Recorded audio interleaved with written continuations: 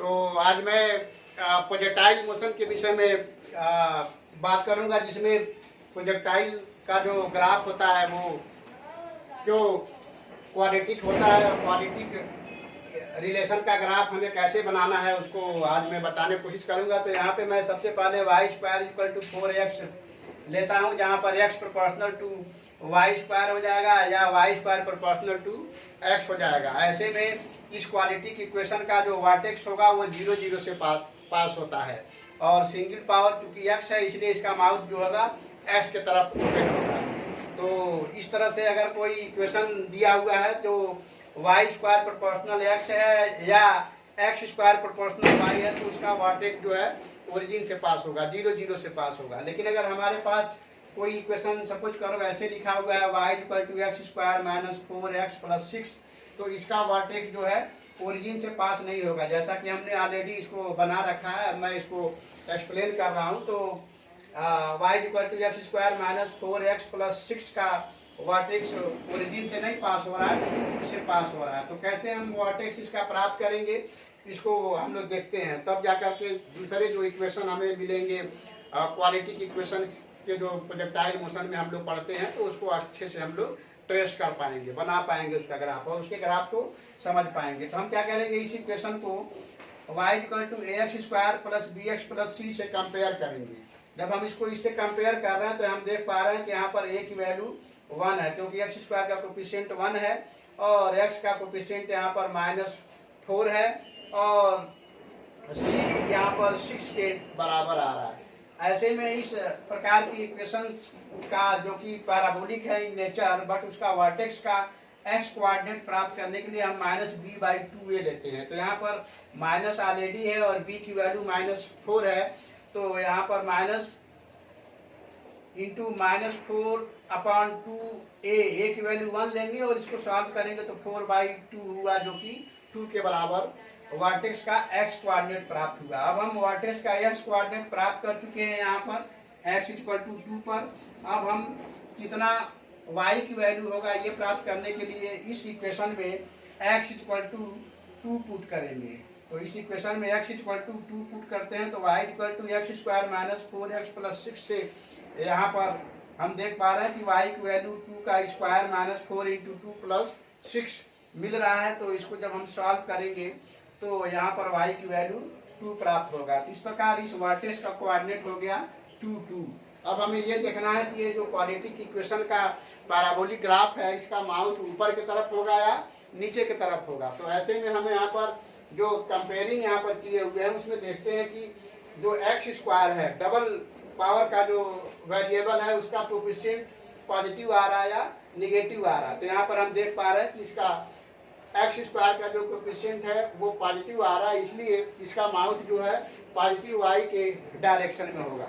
Open mouth जो इसका होगा वो पॉजिटिव वाई के डायरेक्शन में होगा। तो इसलिए इस पैराबोलिक ग्राफ को इस तरह से ऊपर की तरफ दिखाया गया है और ये इसका वर्टेक्स हो गया 2 2 पर। ठीक है, अब हम देखते हैं कि वाई एक्सिस को ये कहाँ पे कट करेगा। तो वाई एक्सिस पर हमें पता है, जैसा कि इन्होंने कहा कि कैसे हमें पता कि ये x यहाँ पे 0 होगा। तो y एक्सिस पर x जो होता है हमेशा 0 होता है। तो x इक्वल टू 0 जब हम पुट करेंगे इस इक्वेशन में तो हमें पता चल जाएगा कि y की वैल्यू क्या है, यानी x बराबर 0 वाले लाइन यानी y एक्सिस के लाइन ये कहाँ पर पैराबोला इसको कट करेगा। तो x इक्वल टू 0 हमने इसमें पुट किया इस इक्वेशन में, तो ये 0 हो जाएगा और ये भी 0 हो जाएगा, तो y इक्वल टू 6 प्राप्त होगा। तो इसलिए इस y एक्सिस पर ये 0 6 पर कट कर रहा है, यानी x इक्वल टू 0 होगा और y की वैल्यू 6 होगा, ये y इक्वल टू इतना 6 होगा। ठीक है, अब हम देख पा रहे हैं कि ये हमारा वर्टेक्स का जो लाइन है वो 2 2 है। तो 2 2 जो है ओरिजिन से x कोऑर्डिनेट 2 यूनिट पर है, तो इस वर्टेक्स वाले लाइन से अगला जो सिमेट्रिक पॉइंट होगा वो भी 2 यूनिट पर होगा, इसलिए x इक्वल टू 4 हो गया यहाँ पर। तो x इक्वल टू 4 पर हम देखते हैं कि y की वैल्यू क्या है, इक्वल मिलना चाहिए।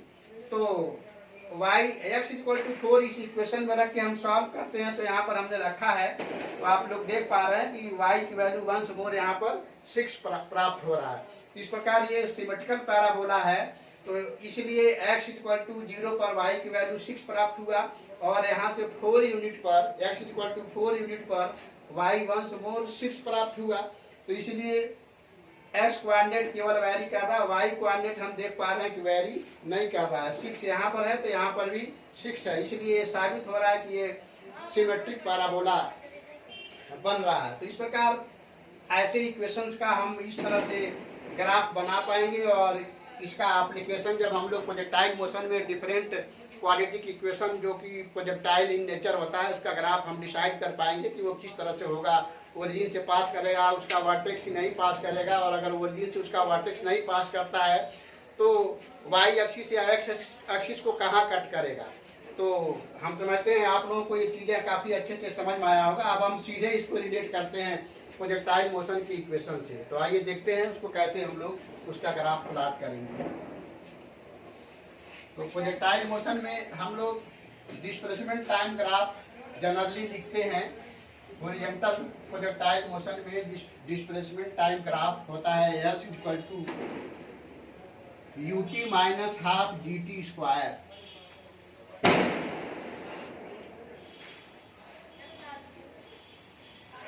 तो प्रोजेक्टाइल मोशन में हम लोग, ये है हमारा प्रोजेक्टाइल मोशन हॉरिजॉन्टल प्लेन में।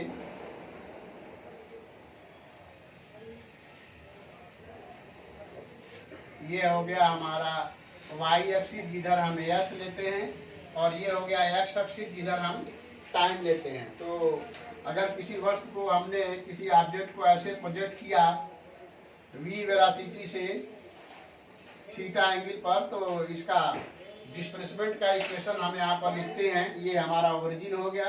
तो डिस्प्लेसमेंट का इक्वेशन हम यहाँ पर लिखते हैं s equal to u t minus half gt square.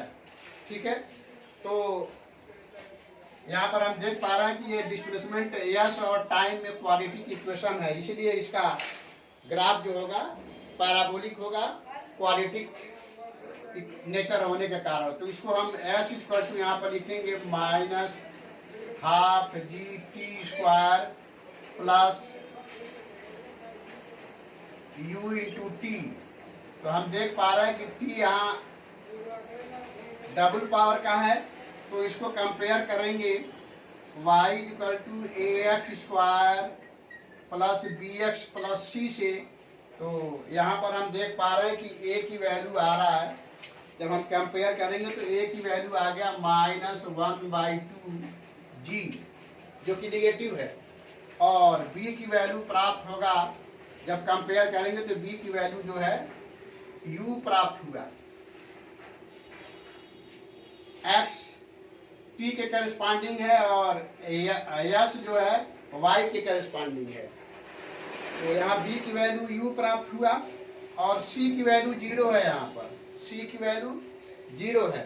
ठीक है, तो इसका मतलब c 0 है, इसका मतलब इसका एक सिमेट्रिकल पार्ट जो होगा ओरिजिन से पास होगा। अभी इसके पहले जो हमने डिस्कस किया था उसमें c 6 था, इसलिए कोई भी पार्ट उसका ओरिजिन से नहीं पास हुआ था। इसमें क्या है, c 0 है, इसलिए इसका वन पार्ट सिमेट्रिक जो पैराबोलिक नेचर है उसका वन पार्ट 0 से पास होगा। तो यहाँ पर देखिए 0 से ये पास हो रहा है। ठीक है, अब हमको ये देखना है कि s के इसका जो ओपन माउथ है s की तरफ खुलेगा या उसके अपोजिट डायरेक्शन में खुलेगा। तो अभी हमने कहा जो डबल पावर है उसका कोएफिशिएंट यदि निगेटिव आता है, यानी a की वैल्यू निगेटिव आता है, तो ये y के अपोजिट डायरेक्शन में इसका ओपन माउथ होगा। तो y के लॉन्ग हमने s लिया हुआ है, तो s के अपोजिट डायरेक्शन में देखिए इसका माउथ है। अब हम लोग इसका वर्टेक्स प्राप्त करेंगे। तो यहाँ पर देख पा रहे हैं कि ये है वर्टेक्स। अब इस वर्टेक्स का कोऑर्डिनेट हमें डिसाइड करना है। तो हमने कहा अभी कि x equal to minus b/2a लेते हैं x कोऑर्डिनेट के लिए। तो यहाँ पर s के जगह पर क्या है, t है, तो हम यहाँ लिखेंगे t s के करस्पॉन्डिंग अलोंग x एक्सिस हमने t लिया हुआ है। तो t की वैल्यू हो जाएगा माइनस b की वैल्यू है u, और a की वैल्यू यहाँ पर हम देख पा रहे हैं -1/2g है। तो यहाँ लिखेंगे 2 इंटू ए की वैल्यू -g/2। तो g/2 जब इसमें रखेंगे और इसको सॉल्व करेंगे तो ये हमें प्राप्त होगा t equal to minus minus plus हो जाएगा, 2 से 2 कट जाएगा। इस प्रकार t की वैल्यू प्राप्त हुआ u/g। तो इस पैराबोला का जो कि वर्टेक्स है उसका t कोऑर्डिनेट हमने प्राप्त कर लिया, यानी x कोऑर्डिनेट जो आप प्राप्त करेंगे वो हो गया यहाँ पर t इक्वल टू u/g। ठीक है। अब इसका y कोऑर्डिनेट हम लोग प्राप्त करेंगे, यानी ये कितना ऊंचा है। ठीक है, यस के अलांग ये कितना है। तो इस इक्वेशन में s equal to ut minus half gt square में हम क्या करेंगे, t इक्वल टू u/g रखेंगे तो s के अलांग ये मैक्सिमम ये जो हाइट है वो निकल जाएगा। तो रखते हैं यहाँ पर, यहीं पर रख लेते हैं। तो s equal to t equal to u/g पर हम इसमें रखते हैं s equal to ut minus half gt square में। तो ये है हमारा u और t की वैल्यू हो जाएगा u/g माइनस हाफ g, और t की जगह पर लिखेंगे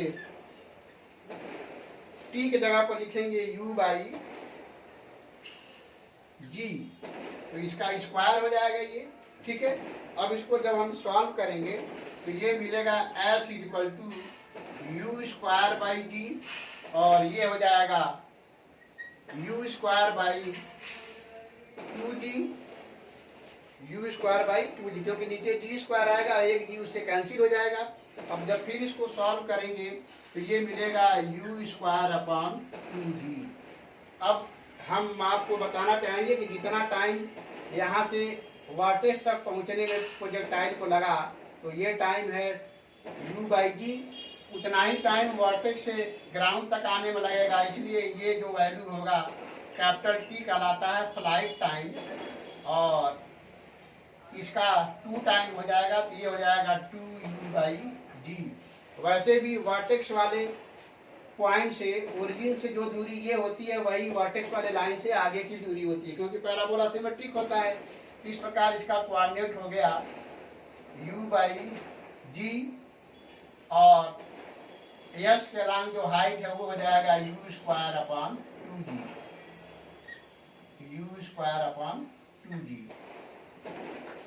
तो फिर मैं इसको, तो इस तरह से हम लोग इसका ग्राफ इस तरह से इसीलिए बनाते हैं क्योंकि क्वाड्रेटिक इक्वेशन का जो नेचर है उसको फॉलो कराते हुए इसका ग्राफ हम लोग बनाते हैं। यहाँ पर g चूंकि डाउनवर्ड काम करता है इसलिए इसको नीचे की तरफ कन्वर्ट कर देता है। अब हम फ्लाइट टाइम का फार्मूला लिखते हैं प्रोजेक्टाइल मोशन में, अगर उससे भी हम देखना चाहें तो देख सकते हैं। तो प्रोजेक्टाइल मोशन में फ्लाइट टाइम का फार्मूला होता है 2u sin θ/g।